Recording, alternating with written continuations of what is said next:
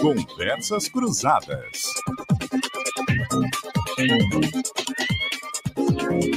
Apresentação: Renato Igor.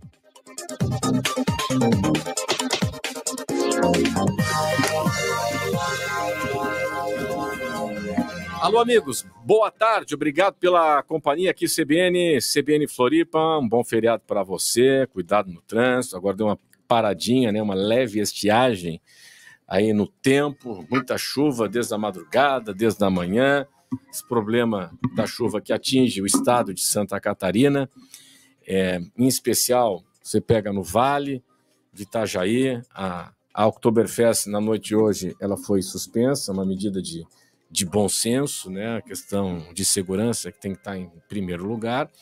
E aqui em Santa Catarina seguimos, né, nessa situação de monitoramento, de acompanhamento, de acolhimento, de retirada das famílias em áreas de risco, em áreas alagadas. Na Grande Florianópolis a situação é mais tranquila, né? Chove menos aqui do que em outras regiões. E tem outras características geográficas, estruturais e por aí vai. Bom, o nosso assunto hoje, estaremos ainda ligados na questão da chuva, nem poderia ser diferente, mas um assunto tão grave quanto, porque tem a ver também com a preservação da vida, é a questão da obesidade. Eu estou com números aqui, a última atualização que eu peguei é 2019, mas não deve ter mudado muita coisa. Associação Brasileira para Estudo de Obesidade e Síndrome Metabólica. Então está aqui, né? Tem um mapa da obesidade. População em excesso de peso, 55,4%. Homens, 57%. Mulheres, 53%. Acima do peso. Agora, obesidade. Obesidade não é a mesma coisa que excesso de peso. Mas os especialistas vão explicar para a gente qual é a diferença. Obesidade, 19% da população, quase 20%. Homens, 18%, mulheres, 20%. Nós vamos tratar das implicações disso no sistema de saúde, na vida das pessoas, na qualidade de vida, no custo do sistema de saúde. Enfim, é um assunto super complexo. Bom, hoje aqui conosco nós estamos com o Dr. Nicolas Cruel, que é médico, cirurgião bariátrico. Doutor, obrigado pela sua gentileza. O professor Rodrigo Delevati, que é professor de Educação Física na Universidade Federal de Santa Catarina, líder do grupo de pesquisa em exercício clínico lá na UFSC. Também online aqui conosco estão a doutora Luísa Adler, que é médica endocrinologista e metabologista,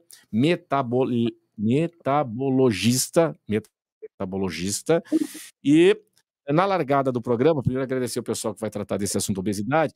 Na largada do programa, nós vamos conversar com o secretário de Segurança e Ordem Pública em Florianópolis, rapidamente para nos traçar um cenário em função da chuva, se tem alguma região que mais preocupa na nossa região. O secretário Araújo Gomes. Secretário, daqui a pouco... então tá, daqui a pouco o secretário conversa aqui conosco. Bom, pessoal, obrigado pela gentileza. Você em casa pode participar do programa via WhatsApp CBN 991813800. Doutora Luísa, está nos acompanhando bem aí? Tudo certo? Boa tarde. Boa tarde, tudo bem? Obrigado pelo convite, aqui está tudo certo. Maravilha, agradeço porque hoje feriado, a turma aí está mobilizada, atendeu o nosso convite, então eu agradeço demais. Doutora, é isso mesmo, esses dados aqui que eu falei na abertura, eles estão atualizados, embora de 2019, mudou muita coisa, qual é o tamanho do problema? Olá, tudo bem? Então, o problema realmente é grave, né? Os dados que você passou realmente estão atualizados, comparados ao CISVAN, que a gente tem hoje como referência também, né? E a tabela da SBEM. Então, realmente está bem compatível os dados. Nós temos hoje Santa Catarina num ranking de 5º lugar, como estado mais acometido de obesidade, né? Então, igual você comentou, existem os estados mais acometidos com sobrepeso e os que mais acometidos por obesidade. Para sobrepeso, nós temos em primeiro lugar o Rio Grande do Sul, tá? Mas ele está mais para trás na questão de obesidade. E agora, em questão de obesidade, Santa Catarina está em 5º lugar mesmo. E isso representaria 60,2% das pessoas acima do peso e uma média de uns 15% de pessoas realmente com obesidade no nosso estado. Olha só, curiosa essa informação, né? Daqui a pouco eu quero entender dos nossos debatedores aqui o porquê disso. Qual é a fonte dessa informação, doutora? Essa fonte pelos dados do Cisvan, que eu Ah, achei aqui como última referência, Ah, tá? entendi. Mas realmente é uma situação crítica. Se a gente for comparar, houve um incremento de 2012 para cá de 1.300%. Tínhamos 28 mil pessoas e aumentou para 398 mil ano passado. Então, aumentou muito, realmente. Foi bem crescente. Imagino que o home office deve ter alguma coisa a ver com isso. É turma mais em casa, se mexe menos, talvez, né? Talvez, mas daqui a pouco o pessoal vai falar sobre isso. Bom, doutor Nicolas, acho que o secretário já deixou a bola quicando aqui. A quem se destina a cirurgia bariátrica? Qual é o público-alvo? Não basta, eu quero emagrecer, não é para esse público, né? Não. Então, primeiramente, boa tarde. Boa tarde. Obrigado pelo convite da gente estar aqui debatendo. E como o secretário falou, né, melhorou a qualidade de vida. O que a gente tem que entender primeiramente? Obesidade é uma doença. Então, a pessoa com obesidade, ela está doente. Às vezes ela pode estar assintomática, não está com outras doenças associadas, porque normalmente a gente escuta ela falar, mas eu sou obeso, mas eu sou saudável, eu não tenho nada. Não, mas está com uma doença. A gente tem que indicar um tratamento, não é a primeira coisa a cirurgia no paciente, a gente tem que tentar as mudanças de hábito, né? Com educador físico. Já antes? Já antes, né? Antes de a gente chegar na cirurgia. Sim. Né? A gente não vai operar o paciente que simplesmente acordou e decidiu, não, hoje eu quero emagrecer com cirurgia. Não, o paciente que chega a gente, ele já passou por tratamento, já tentou, já teve falhas em tratamento clínico, nutricional, então teve outras etapas até chegar na gente. E uma coisa que a gente tem que ver, a gente primeiro tem que calcular o índice de massa corporal desse paciente. Como é que se calcula? A gente pega o peso e divide pela altura ao quadrado. Tá. A gente vai ter um número. IMC acima de 30 já está considerado como obeso. Obesidade grau 1, de 30 a 34,9. Uhum. A partir de 35, é onde já está com indicação à cirurgia, caso tenha alguma comorbidade associada. Hipertensão, diabetes, dores articulares, aí entra um vasto leque para ser indicativo de cirurgia. Ou IMC acima de 40, onde somente a obesidade já tem indicação para cirurgia.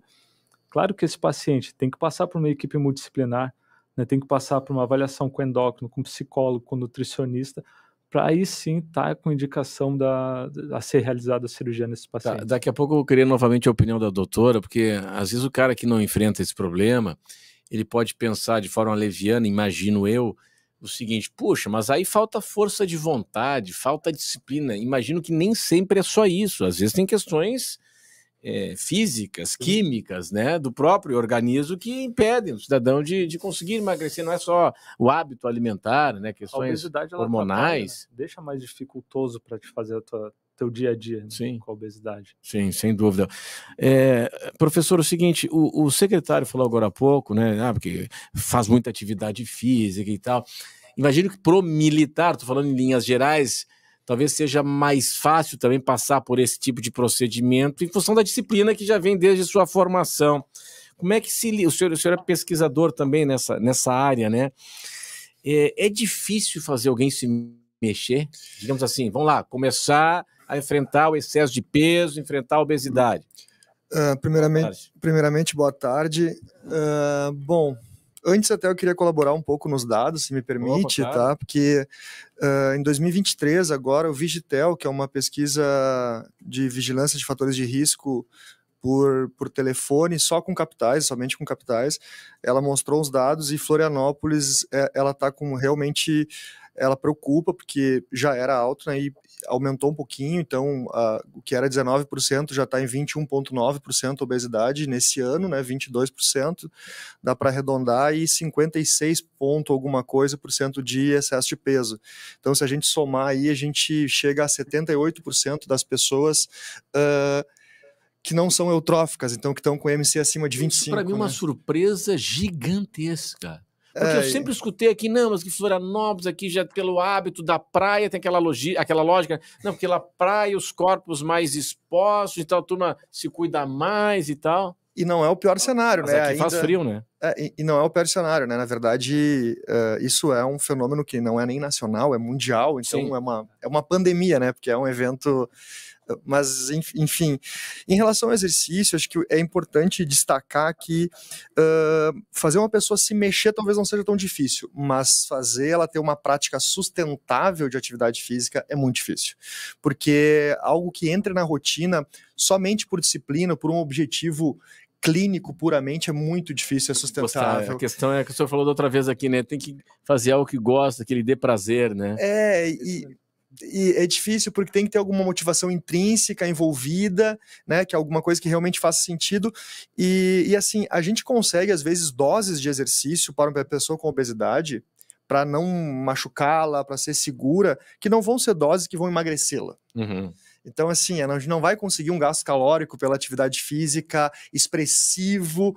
Isso seria, às vezes, inseguro ou muito dolorido, enfim.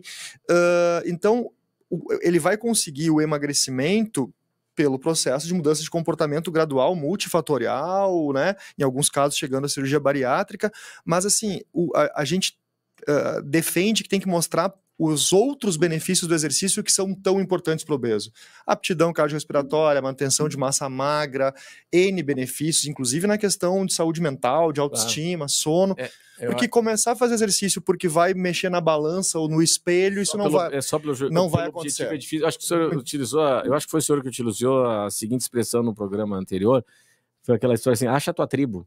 Mais ou menos isso, Mais ou menos isso, acha a tua tribo, porque hoje a gente tem tantos exemplos próximos até, de pessoas que não praticavam esporte. Uhum. E de repente o cara se achou no beach tênis, na bike, na corrida, que hoje tem grupo para tudo, né? E é o que eu falo para os pacientes, né? Eles têm que, depois de 30 dias, eles estão liberados a qualquer atividade física. Acho que tu gosta. Exato. Não tem que ser academia, não tem que ser correr, acho que gosta, às vezes se for academia, pode ser também, né? Mas e outra coisa também que estava falando ali, o paciente, às vezes ele não faz planejamento a longo prazo.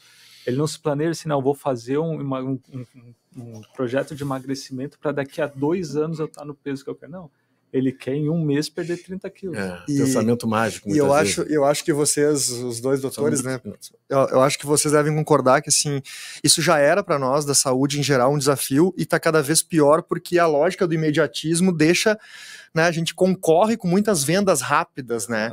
Exato. E aí é difícil a gente convencer que é um processo gradual, que tem baixas no processo. E... Justamente. Doutora Luísa, que é médica endocrinologista, às vezes não é só falta de vontade, disciplina, tem questões hormonais, enfim, do próprio organismo. Explica pra gente isso, por favor. Exatamente. Igual foi muito bem colocado, a gente tem que avaliar a doença como realmente falar em doença mesmo, né? A obesidade hoje em dia é uma doença. E principalmente fatores genéticos, né, hereditários. Então, assim, os fatores genéticos precisam ser muito bem avaliados. Então, existem pessoas, a gente pode ver isso na infância, que nascem já obesas, né? Crianças obesas, a vida inteira obesa. Então, obviamente, fatores ambientais, psicológicos, tudo vai influenciar. A gente vive hoje uma sociedade que a gente fala que é obesogênica, né? Os nossos hábitos são terríveis. Nós consumimos muitos ultraprocessados, ainda mais agora com o trabalho remoto, as pessoas estão cada vez menos ativas. Então, a gente não fala nem só em sedentarismo, mas também em inatividade física. As pessoas estão cada vez mais sentadas, não se mexem durante o trabalho. Isso culmina nesse aumento, igual o senhor colocou na questão da pandemia, com certeza foi um fator desencadeador por trocar o trabalho presencial pelo remoto.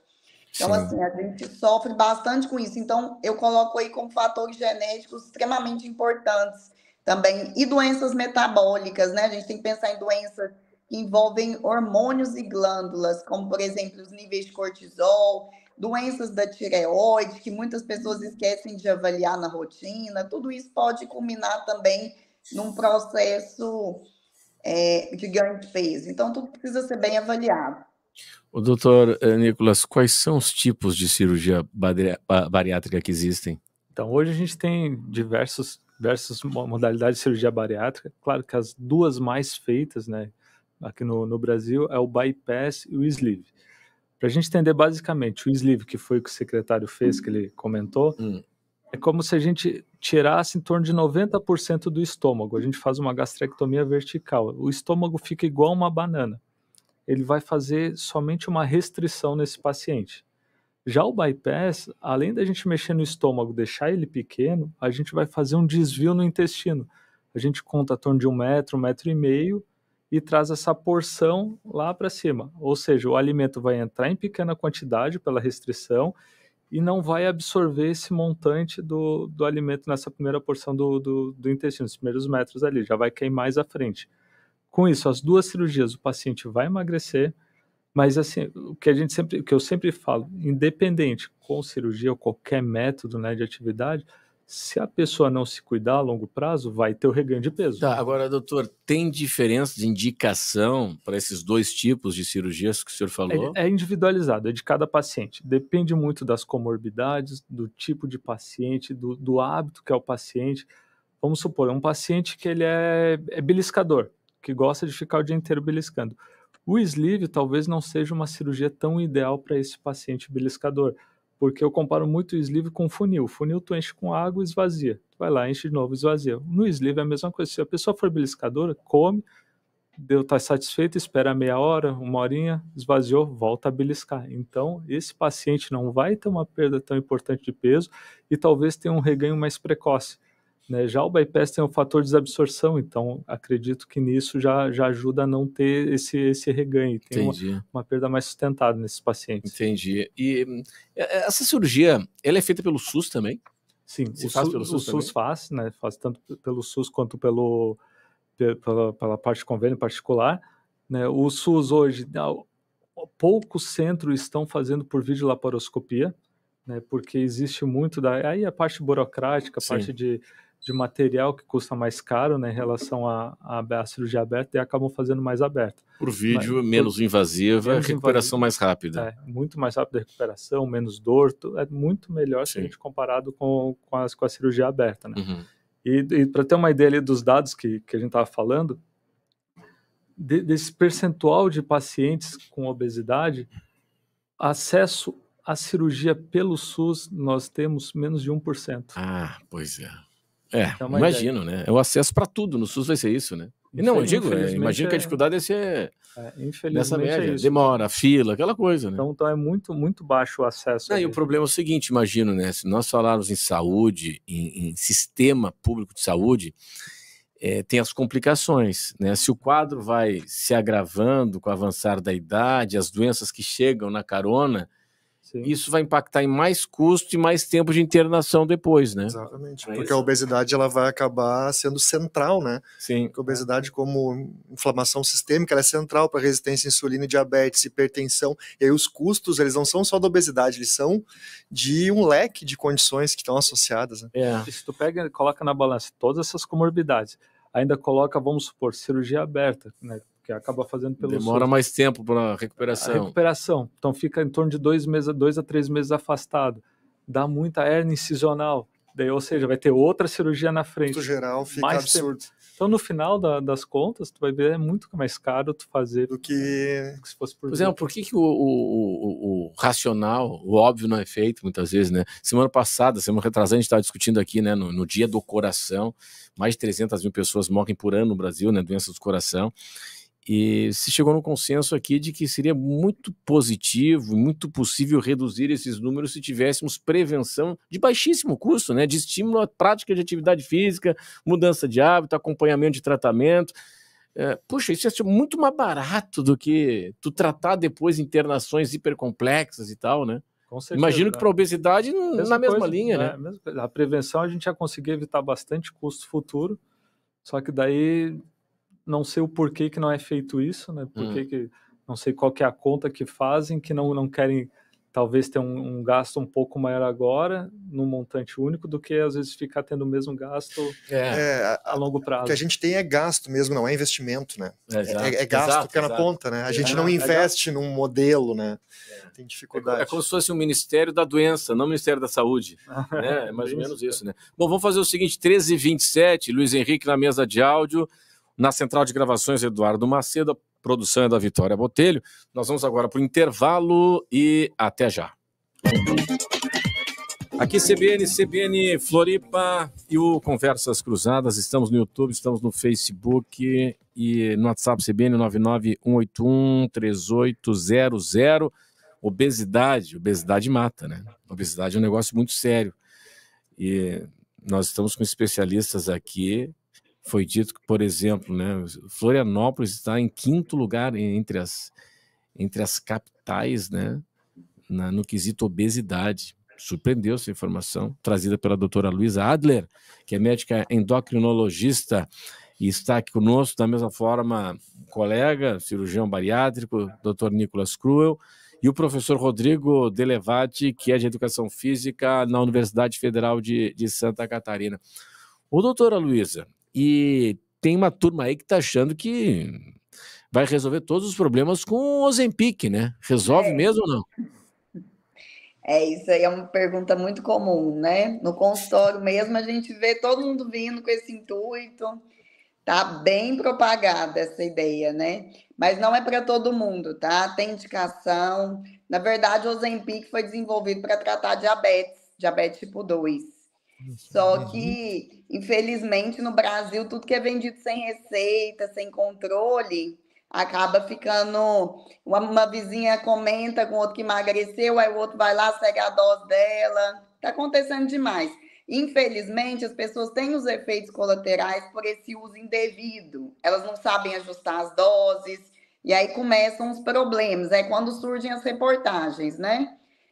Da pessoa que foi parar na UTI porque usou Ozempic e por aí vai. Mas aí, no caso, eu estou partindo do princípio aqui do uso com recomendação e indicação do médico, né?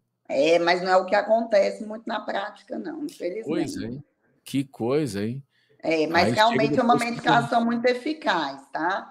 Hoje em dia, se as pessoas usassem com indicação de tratamento para diabetes, mesmo para obesidade também, em alguns casos a gente também utiliza, realmente a resposta é muito boa, muito eficaz, mas precisa ter indicação e ser usado pelas pessoas de forma correta. Agora, para obesidade exclusivamente, tem um Saxenda, que é da mesma família dele, mas que é desenvolvido para obesidade. Entendi. O professor Rodrigo, essa questão tem que ser tratada de forma integrada, né? Multidisciplinar, né? Sim, acho que quando a gente fala em saúde, mas sobretudo em obesidade, que é uma doença super complexa, né? Eu acho que a gente precisa sempre olhar pro lado multiprofissional, e como eu estava conversando aqui com o nosso companheiro de hoje aqui, Dr. Nicolas, a gente estava conversando que seja cirurgia, seja medicação, ela vai ter um tempo, acho que é isso que é importante, né? Vai ter um tempo, e a gente vê lá as pessoas, elas que não mudaram o comportamento, elas, em determinado momento, elas voltam a estaca zero, e o que me preocupa é que a gente percebe elas voltando mais frustradas consigo mesmo, mais depressivas, elas vão perdendo a autoeficácia. Então, cada vez que tu tenta uma solução única, exclusiva, né, rápida, pensamento mágico, e que não consegue, é uma sensação de ineficácia consigo mesmo e nos próprios tratamentos, que a pessoa vai meio que abandonando saúde. Então é muito difícil, né, porque se nesse tempo de várias idas e voltas se respeitasse talvez a lógica mais convencional de escutar os profissionais, fazer um processo gradual, né, pensar nos objetivos a médio e longo prazo, buscar ganhos mais factíveis, né, reais, ganhos pequenos, mas sólidos a cada 2, 3 meses, eu acho que a gente teria bem mais sucesso. Agora, doutora, como é que se lida quando o paciente ele chega no consultório com um pensamento mágico? Ele quer resolver para ontem. O primeiro passo é desmitificar isso. Então, igual foi colocado aqui agora, eu já falo mesmo, eu chego e corto logo o paciente. Se não mudar os hábitos de vida, a medicação tem que vir como um complemento, quando houve falha nas mudanças de hábito. E nisso a gente pensa em atividade física regular. A nossa meta de emagrecimento por atividade física, a gente é uma meta mais radical de 300 minutos por semana. E nesse caso, a gente gosta sempre de incluir atividade de força, resistência junto também. Obviamente que assim, a gente começa um processo gradual, né? Colocando, às vezes, uma atividade física mais tranquila, aeróbica e tudo mais. Mas eu sempre tento pôr o paciente para pensar que se ele já mudou, encaminhar para o nutricionista, tem que ter um acompanhamento, tem que saber, tem que ter uma reeducação alimentar, e somente nos casos de falha de tratamento que a gente, realmente, nesse caso, a gente indica o uso de medicação.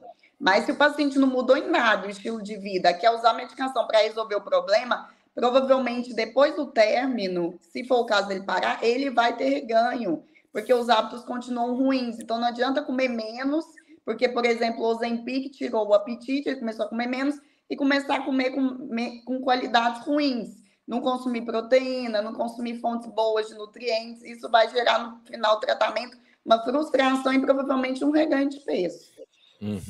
Doutor Nicolas, qual é o percentual, né, aproximado daquele paciente que faz cirurgia bariátrica e acaba tendo um efeito rebote, assim, não trazendo o resultado esperado?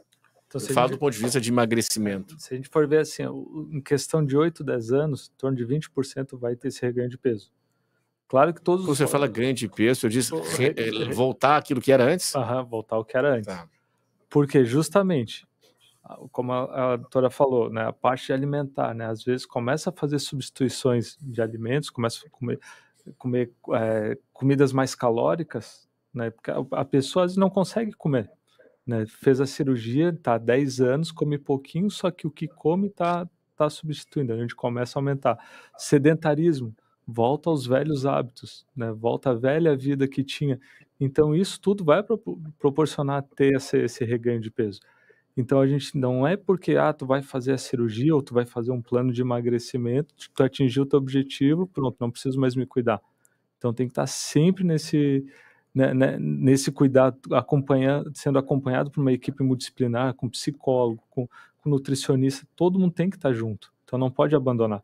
Então acontece muito de chegar pacientes que passaram por cirurgias já faz 10, 15 anos, tiveram esse reganho e querem fazer a cirurgia revisional, querem fazer uma revisão, existe. Né?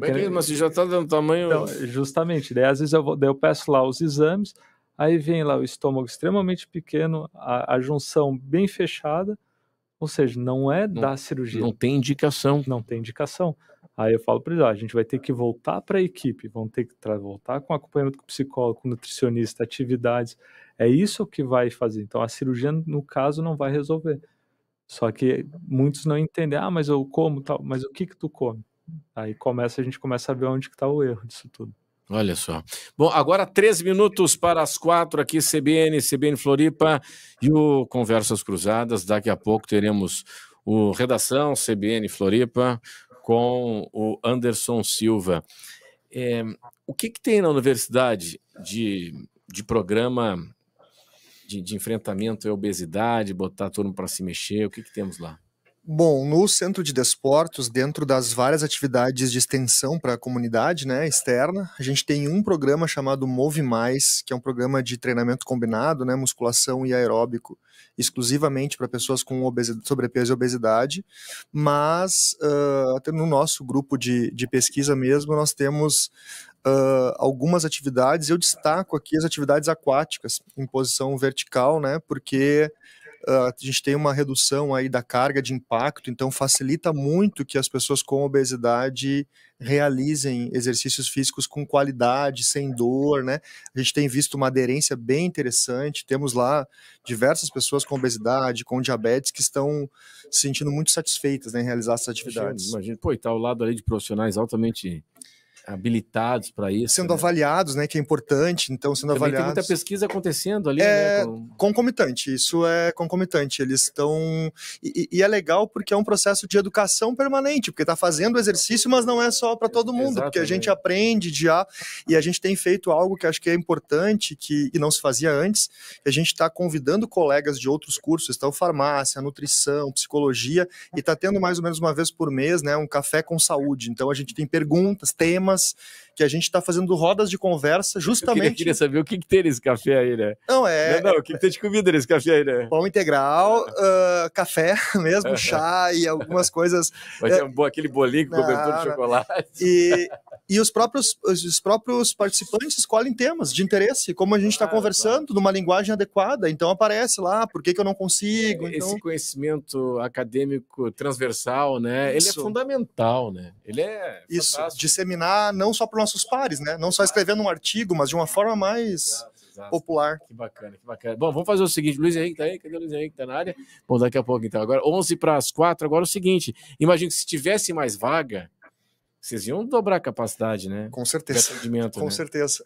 É isso aí. Ô, Luizão, vamos fazer o seguinte, nós vamos agora para aquele intervalo e, em instantes, a participação do ouvinte CBN sobre obesidade, WhatsApp CBN 991813800. Até já. Hoje nós estamos na companhia do Dr. Nicolas Cruel, que é cirurgião bariátrico, o professor Rodrigo Delevati, que é professor de Educação Física na UFSC, líder do grupo de pesquisa em exercício clínico na Universidade Federal, e a doutora Luísa Adler, que é médica endocrinologista. Participação do ouvinte por aqui, a turma perguntando, é legal. Vamos ver o que está chegando aqui. O Eduardo Samarone diz que não existe emagrecimento sem esforço. É isso, doutora? É isso mesmo?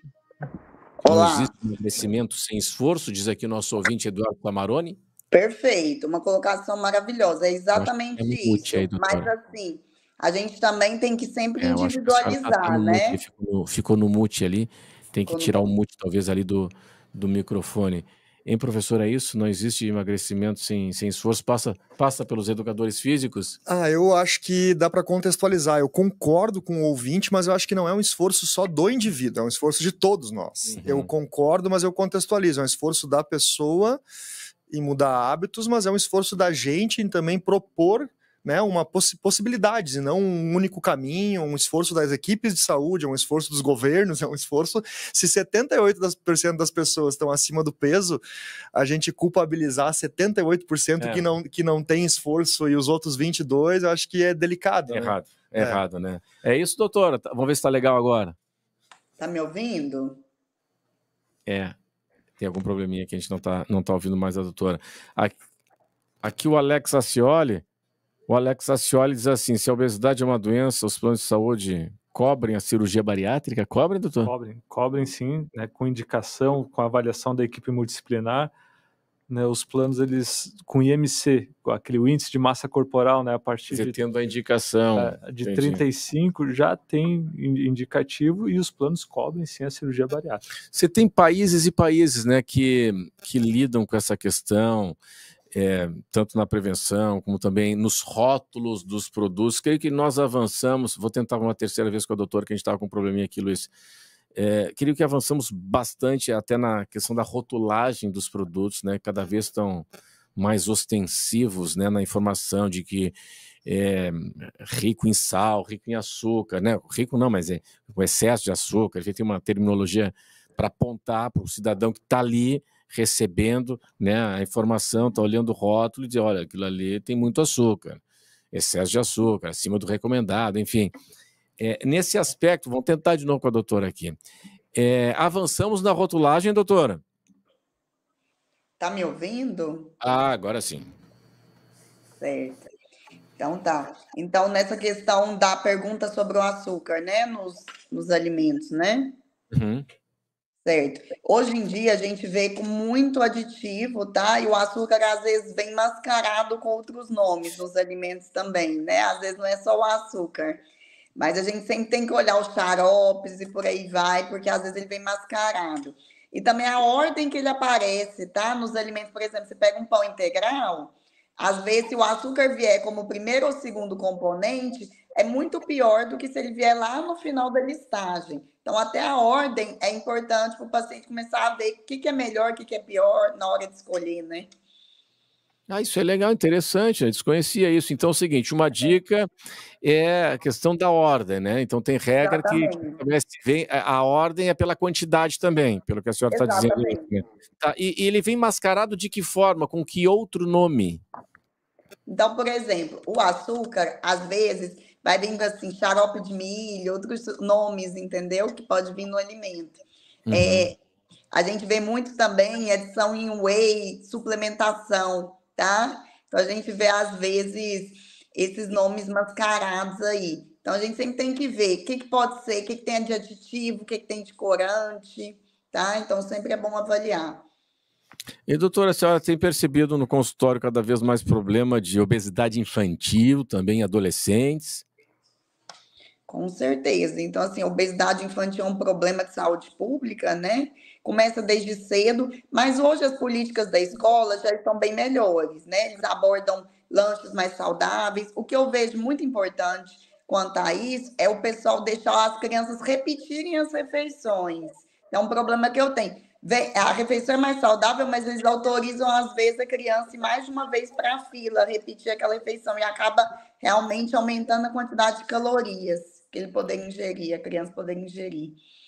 Bom, eu queria agradecer muito a presença aqui conosco de todos os nossos convidados. A doutora Luísa, obrigado, doutora. Um bom restinho de feriado para a senhora aí. Muito obrigada. Valeu. Também nossos colegas aqui no estúdio, doutor Nicolas. Doutor, obrigado pela gentileza. Muito importante os esclarecimentos, né? Explicar para a população que não é assim pensamento mágico, não é para todo mundo, que tem uma indicação, né, da cirurgia bariátrica, tem uma indicação clínica, técnica, né? Mas e que precisa de uma ação interdisciplinar, né, para tratar desse assunto. Sim, o que a gente tem que entender justamente é isso, né? Que a obesidade é doença, tem tratamento, a cirurgia é uma das formas de tratamento também, e, claro, tem que passar por equipe, por avaliação, para a gente poder combater essa obesidade. Maravilha. Professor Rodrigo, obrigado aí pela gentileza, muito bacana em falar daquilo que está acontecendo na Universidade Federal e do conhecimento científico a respeito da atividade física. Obrigado. Eu que agradeço. Agora 4h01, na sequência chegando o repórter CBN, nós voltaremos amanhã aqui na CBN Floripa e o Conversas Cruzadas. Bom finalzinho de feriado para você. Um abraço, tchau!